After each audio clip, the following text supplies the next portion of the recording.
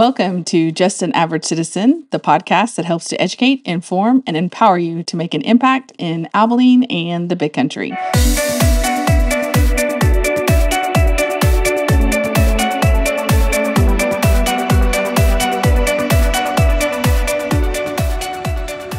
Thank you for joining me for yet again another podcast. We took a break. I took a break last week because I didn't feel there was enough conversation to be had about things going on that merited a full 15-minute discussion or so.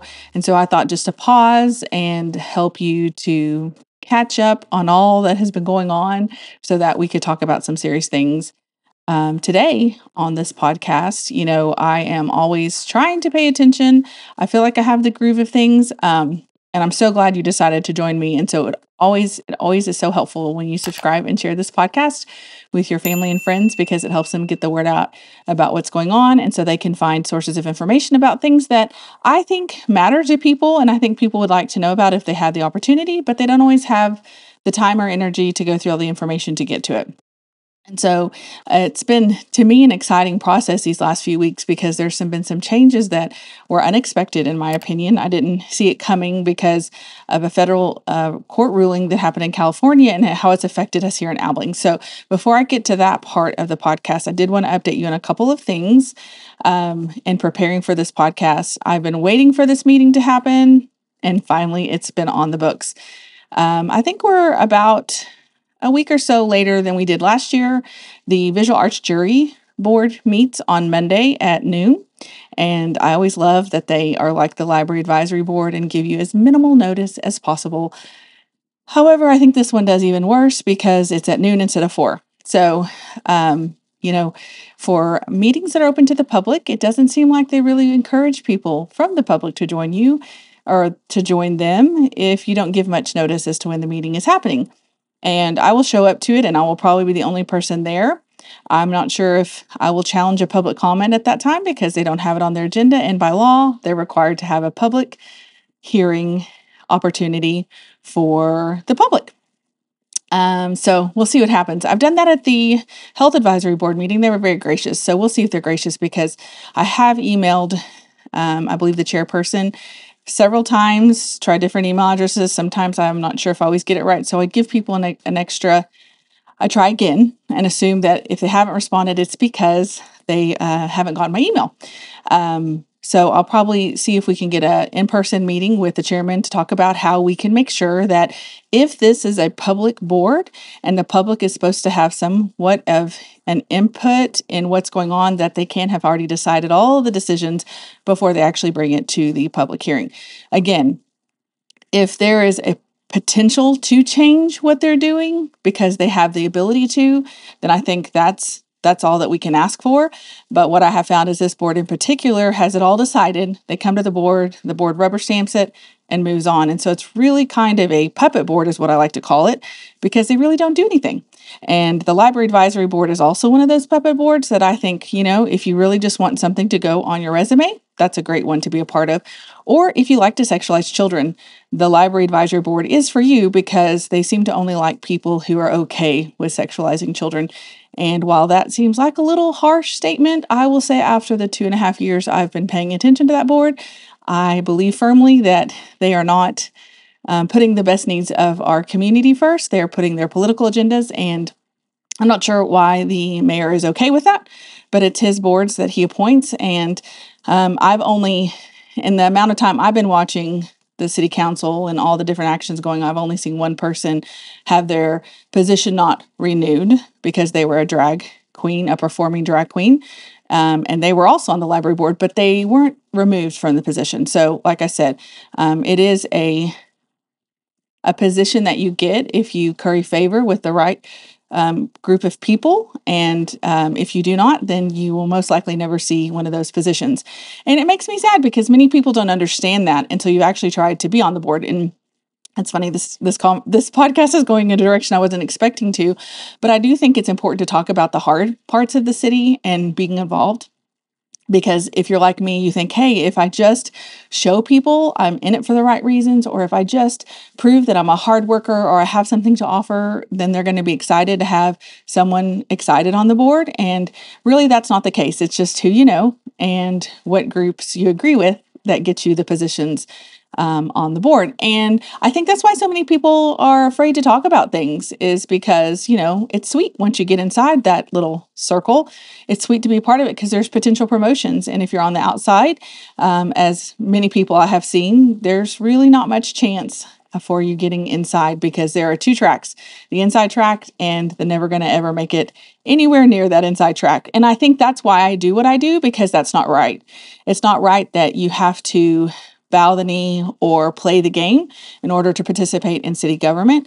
I do think it's okay to build relationships, but when relationships are trumped by personal connections and things that you offer, it seems to be a very destructive cycle that is causing some of the problems we see here in our city. So there you go. If you're free at noon, join me at the Visual Arts Jury Board, but actually you won't, because it'll already happen, because this is going to drop on Tuesday. So you'll miss all the excitement. I might have my husband come just to videotape me, because, that would be fun for then, I'm sure. To wonder what I'm going to do with this big camera. My husband has a big camera when he comes and does our footage, and it's fun. We're learning how to explore that. We haven't done a whole lot with our footage that we've made, because we're trying to figure out the best way to use it, but there are times when it is helpful, and so we're working on how to utilize that a little bit better. So there's not much else happening this week because the city council meetings have changed for November and December to the first and third meeting. There won't be another one until November 7th. So let me move into what I noticed in the consent agenda that wasn't discussed at the meeting, that I think is something worth talking about. And I'm going to try and figure out why this is blue. There we go. Now I can get it unblued. Is that a word? Okay, so what I was reading in here, and I think this is the problem with government. Like, I know that government is meant to take care of certain aspects of our community, and it's important that they do, but the problem is it can't do all the things. And so I saw this in here and I thought, well, that makes sense. So they're wanting to approve 2 full-time navigator positions for the jail. So this is to help with jail inmates with their mental health. And so I was like, that makes sense. That's a good idea. And then I realized they actually had already budgeted for one. And I believe this is with the Betty Hardwick Mental Health Center. I'm not sure the full title of that right now. I was looking to see if I could find it, because my husband actually used to work there many years ago, and it's changed names since then, or it changed names not long after he left. But anyway, so what I wanted to look at here, so we have a very high stress job of helping inmates with mental issues and helping them navigate so that they can find the freedom that they all desire on the other side, if that's a possibility for them. But this high stress paying job will pay $34,000 per year. And I just want to say, if you want to create a position that makes you feel like you're doing good, do this. This is kind of how CPS goes too. They pay very little money, and it's hard to maintain high quality employees in this position, because no one in their right mind these days can really survive on $34,000 plus being a high stress job. And so I think this is where government gets it wrong, because while I think it would probably do better to do contract labor with someone outside of the system rather than a full-time employee. And again, I don't know all the ins and outs, but I'm just saying this is why it's hard for government to succeed, because they're not meant to take care of all these things. And part of it is it belongs on us that we have not participated in making sure we're taking care of the mental health and well-being of society as a whole. Mainly churches and Christians, we've kind of left that to the nonprofits or the government, and it's backfiring on us. So I think we need to be aware that if we do not start making an impact and using our voices within our city, they're going to continue to spend money on jobs that are probably not going to be successful. And I do not fault the people stepping into it. I do not fault the people who will do it. I just think that this is setting people up for failure. And I thought that was interesting to pay attention to, because, sometimes you can offer to do things, but in the end, it's really not helping. I remember, I believe that's what my husband made, oh my gosh, back when he was a counselor in the beginning, and that was in the 90s. And here we are in 2024, and they're only, and it seems to be a full-time position. So I won't go into that too much longer, because I know that's not a big deal, but it is something to notice that when government steps in and tries to do jobs that the community should actually be taken care of. And by community, I don't mean just nonprofits. Nonprofits are great, but nonprofits have filled in the spots of what churches used to do. long ago, or Christians used to do, just in being relational with our neighbors and people in our community. We've lost that. And so we've let it go to professional organizations. And I will just say, as much as a foster parent does a good job raising a child, there is nothing more important than that child being raised by their actual parents. And so as long as we continue to support things through other resources rather than the intended relationships that God has given us, things are not going to succeed as well as they could, because we're doing a counterfeit version of what God asked for us.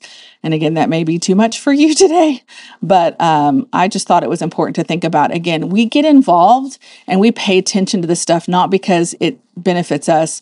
We do it because it's the right thing. And because that is how our government is created. We're supposed to be involved. We're supposed to have relationship with our elected officials and city employees and things like that, because we then can be more effective in making positive changes in our community rather than reacting to negative things that are going on in the community. For example, we've been talking about fluoride for quite some time.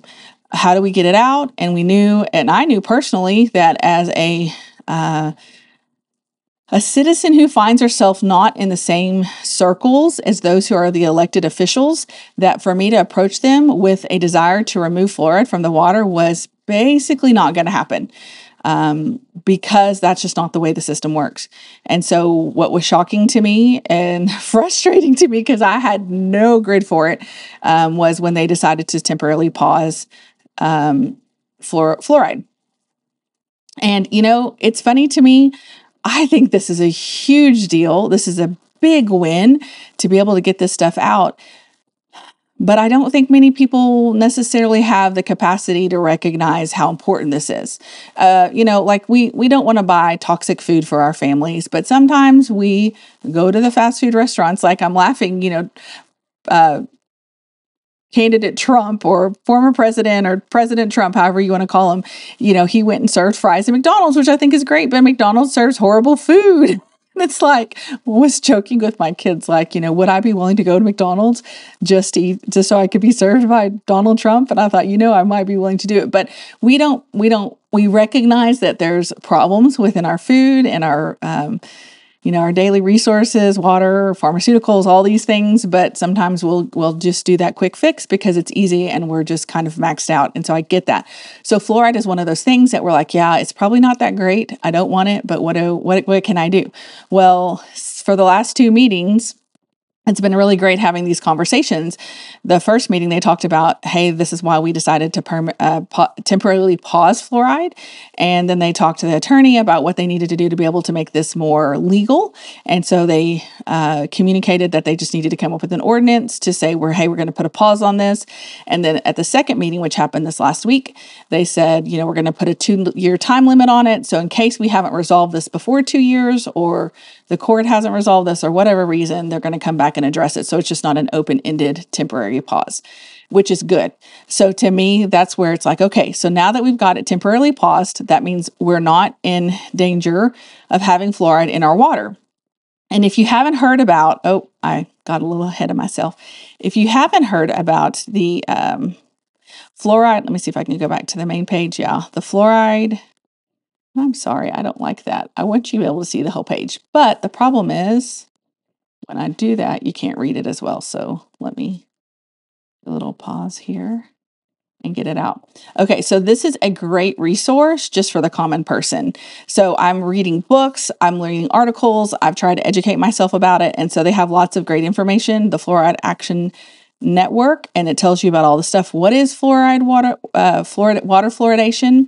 And so the overview, it is just a system of giving fluoride to the water. So what's cool, here's a little bit of nerd talk, but the details matter. So I learned this through the discussion at City Council. Abilene already has about 3 to 4.3 or 4 parts per million fluoride in the water. It's naturally occurring fluoride in the water. So we're not talking about stripping everything out of the water. So I think that makes Abilene a unique situation. We're not going from 0.7 parts per million down to zero, we're talking about reduction of 0.3 to 0.4 parts per million. So just cutting it in half, basically, is what we're doing. So the problem is fluoride that naturally occurs is different, and it is something that's natural. And again, not all natural things are good for us, but it's not something that we need to necessarily worry about. It's the chemicals that they put in the water, which I believe it's called, let me see if I can say this, hydrofluorosilicic acid and sodium fluorosilicate. So hydrofluorosilicic acid is a chemical that mimics what fluoride is, but it's not like the natural ingredient. So basically, they pour this into our water system, and so it is an attempt to prevent tooth decay because they believe that fluoride on the surface of the teeth actually helps prevent tooth decay. But the problem is when you brush your teeth, you have toothpaste in it. If you look on there, go to your bathroom, look on there, it says do not swallow. And if you're giving children toothpaste, there's a special fluoride-free toothpaste so that the children won't swallow fluoride because it is poison and it could make you sick. There's such thing as fluoride toxicity. Dental fluorosis is where you have little white spots on your teeth. If you have one of those and you've had too much fluoride. And they've been doing this for a while. Thankfully, Abilene, for some reason, put an ordinance in 1964 saying we don't want it in our water. And then in 2000, it was reintroduced on the ballot, and Abilene said, okay, let's put it in. And so we're in an interesting situation because now that we have it paused, there'll be one more public hearing on November 7th that they'll let everybody come and make a comment. And again, I just don't think most of Abilene really cares enough to show up because it's not that big of an issue to them. Now, it's not something that people don't care. It's not a topic that lacks concern for people, but it's just something they're not going to take off work. Now, the council did say they received, I think it was 150 emails, which is a huge number, meaning people want fluoride out, okay, or the hydrofluorosilicic acid out of the water, and the sodium fluorosilicate, they want it out. But the problem is we have a little conundrum after that. Let's look at the health effects. Let's see if we can come in here. So there are actually lots of health effects to having too much, to having this hydrofluorosilicic acid and sodium fluorosilicate. I forgot the second one. You can it affects your brain. It affects your brain. It affects your endocrine system. It affects your skeletal system, your kidneys. It causes dental problems, liver, gastrointestinal, arthritis, diabetes, cancer, heart disease. Like there's so many things. And you can go in and click on all these. But I mean, like just even in the dental, you get tooth decay. Even though they've used fluoride in the water and they've seen a reduction in tooth decay in some people. I was reading or refreshing myself, like in the reservations here in our nation, it doesn't affect any of those. That population. It does not affect them at all, even though they've had fluoride in their water for quite some time. And then a lot of times what you'll find is tooth decay will go down, but it's just cleaner water, better diets, antibiotics, things like that. It's not like the only reason why things went down. Tooth decay went down is because of the hydrofluorosilicic acid that's been added to the water. And I think that's important to note because, I mean, there's times where was it the Spanish? Oh, goodness. Now I said that out loud and I shouldn't have done that because I should do my research. I mean, I've done my research, but I'm trying to remember. There was a vaccine that they gave out. I can't remember. And it actually, I don't remember what I believe. I won't even tell you what it is, but they started giving vaccines out for it and what they saw a decrease in it. So they're like, hey, it's working. But actually what happened was the water quality improved and it really had nothing to do with the vaccinations so was that where there is, the causation is not there. The correlation and the causation is not there with the treatment. So the problem is, which shocked me. So again, I've been studying this for a while to know that I wanted it out. But the problem is like, it is so toxic. It's medically, it's a medically controlled substance. So like there was this one part, let's see here, if I can find what I was looking for. Key topics, frequently asked questions. Okay, so it says, I was trying to remember where I just saw this and I was going to have it up and I went differently. Okay. It is a medically controlled substance, meaning it has to be controlled. And the problem here is that they can't get it accurate. So sometimes it's 8 parts per 0.8 parts per million. Sometimes it's 0.7 parts. I mean, it fluctuates. So we're not even consistently. There's not been any regulation on this. There's no safety checks. They have reduced using the amount of fluoride in the water over the years. Like it's gone down, down, down because they're seeing negative effects of it. But I still think any of it is going to cause problems. But what I was going to say is, here it is. That's what I was going to show you right down here. I just wanted to read it to you. It says, what is water fluoridation and why it's done? Fluoridating water is intended as a medical treatment to prevent tooth decay. It's a medical treatment. So think about this. Is there any time that you've ever known where we are forcibly given medication without our permission or consent? Now, again, the voters did vote it in, but most voters did not know that it was really what they were doing. I mean, to be fair, they were not allowed to know the information because back then it was just, the dentists say do it and we trust the dentist because we trust the experts. But really, they're told just to do it because it's good. And sometimes, unfortunately, there are parts of professional businessmen and women, their lives that they don't necessarily know what they're talking about. They're just repeating what they've been told. And in all fairness, I'm not being disparaging to them. They can't know all the things, but this is one area where it's been wrong. And so all I want to point out is that it's medical treatment. It's such an important qualifying factor that hotels can give you soap, they can give you shampoo, they can give you deodorant, they can give you all the things, but they cannot give you toothpaste in your room because it's a medically controlled substance. So if you want to get it, you have to go get it, I guess, from the front desk. I don't know if they can give it from the front desk, but I'm talking about that's how sensitive it is. Like that to me blew me away. Like we can put it in our water, but we can't use it in our hotel room. Really, that makes no sense to me. So I think that's all that needs to be said about it. Most of Abilene wants it out. The problem is we get into the second part of this, which makes things a little bit more interesting. So there is an actual ordinance that tells that they're pausing it, and they'll have their final reading on, this was the original 2000 ordinance. So sorry, I should have paid attention. Here's the one that they've updated. Okay. So I'm going to close with this last thought, and I've really gone even longer than I thought I would because I think there's so much information and it's hard to know where to look.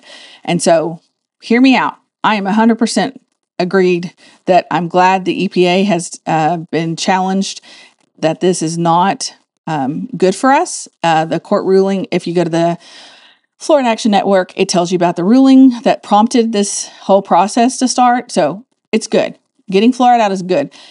The conundrum we're in now is that we have 7 elected officials, 6 councilmen and a mayor who get to represent us. They represent us. They don't step up to their values. They represent Abilene's values. So the problem is they actually have all the power to decide what they want to do. They can remove fluoride. They can they can override this ordinance that happened in 24. That was actually voted in by the people. And so this gets a little dicey. Where does we draw the line? Do we draw the line that, hey, it's forced medication, we take it out, we got to do it immediately? There's that. Or what about our votes? Why do we do a ballot initiative if the council can just override our votes anyway? That means, why should I show up at the ballot if the council doesn't like what I decide, or they decide they know better than me, they just override it?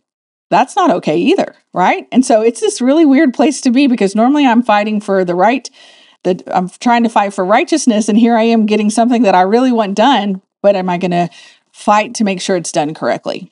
And that's really challenging because most people can only see the forced medication part, and they cannot see the long-term effects of actually doing this without considering the consequences. To be able to decide this legally has really, for the council to have complete control over whether an ordinance is enforced or it can be adapted or changed regardless of how it comes into play. Like the sanctuary cities, this was brought up by Councilman Reagan, the sanctuary cities for the unborn ordinance was voted on by the people. It was initiated by the people.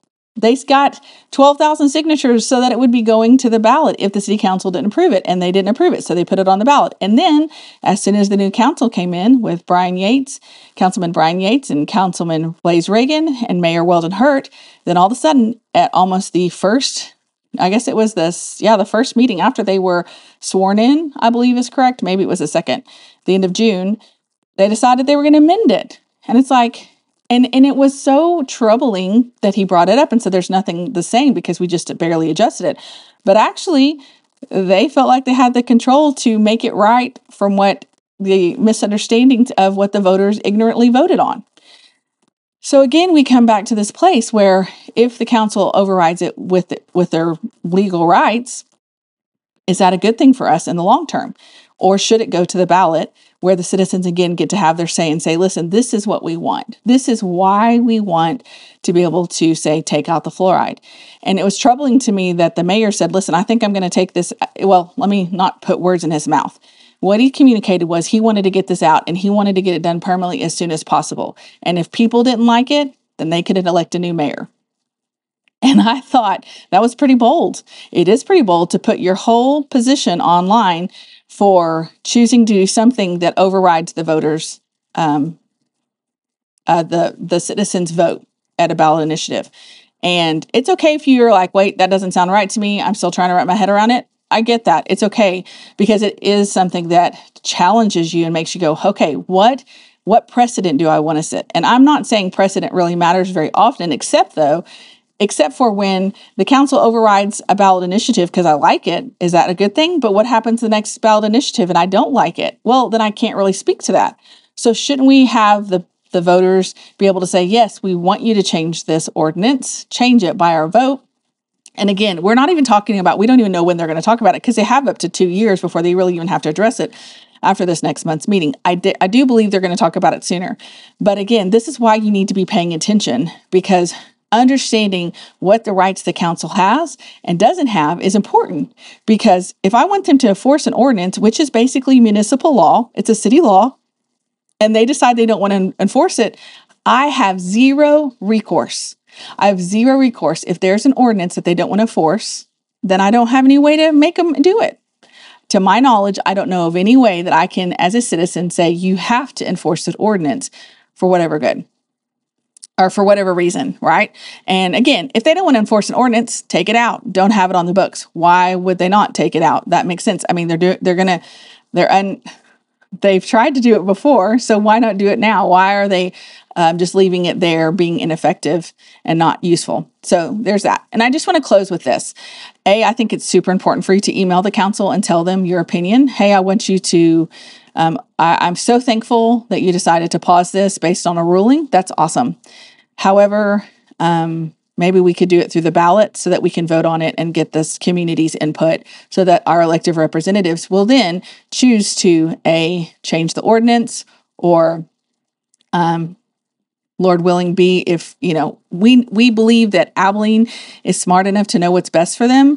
We believe that Abilene can make decisions, especially how dangerous it is to have forced medication going on right now, that we would show up to the polls and say, we do not want forced medication. Because I do believe that's what Abilene wants, but we don't want 7 elected officials deciding for us without letting us have a chance to have our say. And while 150 emails is a huge amount, it's not the entire community. It's not the 80,000+ registered voters, or maybe it's 70,000. I get confused between Taylor County and Abilene. But what I'm saying is we don't want to just let 150 people decide what should happen in Abilene. And I do know there's some resistance. I do know some dental professionals do not want this to happen because they just want to take care of people's teeth. But there's so much new research and there's so much available to know that this is not the best way to do it. And there's more that I could talk to you about that, but I'm really trying to keep this under 30 minutes. So I think I'm going to start wrapping it up. Let me know your thoughts. Do you think that they should override the ballot initiative regardless of what the people voted for? Or do you think they should take it to the ballot again and let the voters have the same say like they did in 2000? Right now, there's no forced path. The path is open to us, what we can request to happen. So it's not like there's a done deal, but the temporary pause is, and that's awesome. So communicate. Let me know your thoughts. Do you think I'm crazy? for saying, wait, we want to give the people the say and risk them not showing up and saying and getting. What if we get fluoride permanently put back in after the vote? Then what would happen? I don't know. But these are things we have to wrestle with because this is what our founders created our government to be. It's not somebody who gets to decide all the things. It's a representative government, and if our representatives aren't giving us a chance to hear our voices fully in a legal way, it makes me pause. So thanks for listening. Remember to share this with your family and friends, subscribe and share this with your family and friends. And my goal is always to give you a chance to make sure you're a little more informed, a little more encouraged, and a little more empowered to make an impact in Abilene in the big country. So until next time.